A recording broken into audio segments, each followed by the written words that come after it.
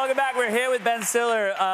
You guys did a very cool thing yesterday, Grand Central. You did an installation of the show. This is the actual Adam Scott just doing office work. That's right. In Grand Central Station, Adam Scott, Britt Lauer, Tramell Tillman, Zach Cherry, Patricia Arquette, all showed up, and they just worked at their cubicle for 3 hours. No! It was so weird, and it was mesmerizing. I mean, literally and people just surrounded them and watched. A couple of guys in the audience from Ireland. Yeah, Hi, yeah. guys. They were there. I do think that speaks to how your cast believes in the show. Because if I got asked to sit, for 3 hours and do office work while people at Grand Central watched, I'd be like, it's not worth it. Yeah, no.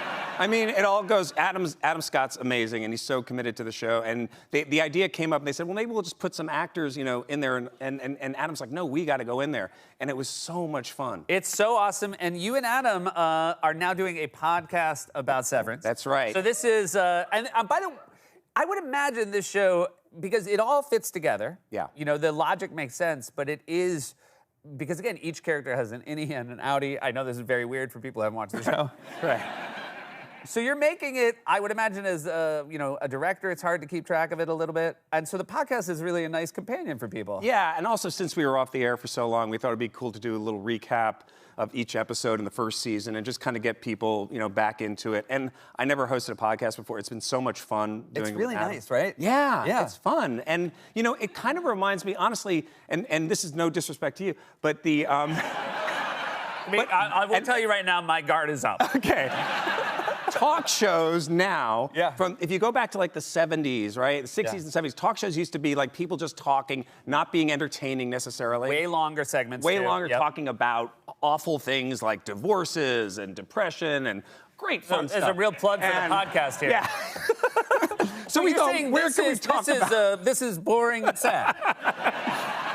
Of course, we need more of that. No, but it was just like, I think that it used to be different on TV, and podcasts, I think people go to that because you can get a little bit of a longer form, conversation with people. And I think what I've found from doing them and being guests on them is while we're having this conversation, it's impossible for us to forget we're on TV. But when you're doing a podcast, you do sometimes the best way forget you're doing a podcast. Exactly, which is also the good and the bad of it, because then sometimes you forget you're being recorded and you say something and then it gets pulled out in, like the New York Post or something like.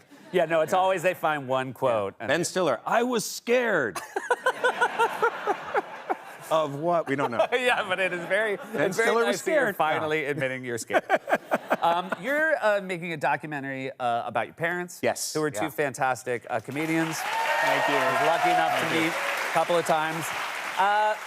Obviously they were your parents, but when you're making this documentary, you're going back, you're watching their old work. Do you find like you're discovering things about them that you hadn't known? Yeah, it's interesting because they did a lot of those 70s talk shows, and they did talk about real stuff, and that's actually where I'm getting a lot of the material from. They worked together. They were married for 60 years. They loved each other very much, but they also worked together as a team, so there was sometimes tension there in working together.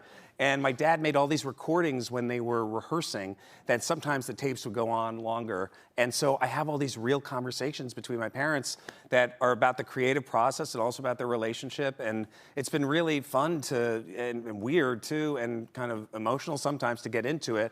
And it's been 4 years, and it's finally, I think I'm gonna be done with it this year or so. That is unbelievable. That feels like it will have a real emotional weight to it, which I assume this character will as well. I'm so happy to hear he's gonna be back. Yeah. I think we've all been wondering what he's up to. That's Hal. Yeah, Hal-El. He's been out in the Southwest. Yeah, you can tell. He likes those cool yellow glasses that everybody's wearing these days. Yeah, no, that's, he's coming back to talk to Happy Gilmore. Happy Gilmore, too. I'm glad you're back. I mean, it is, Sandler does. He, builds these families, and it just must be so cool to be on set for it. He's the best. There's nothing like working with Adam in a movie. Yeah. About, 3 or 4 o'clock in the afternoon, the boombox comes out, the tunes start, and it's like everybody just, dances and has fun. And it was really fun to do it with him just because, we've known each other forever, and we've worked together a couple of times over the years, but doing those characters and just being like, here we are, whatever, 30 years later, we're still alive doing this. This is great.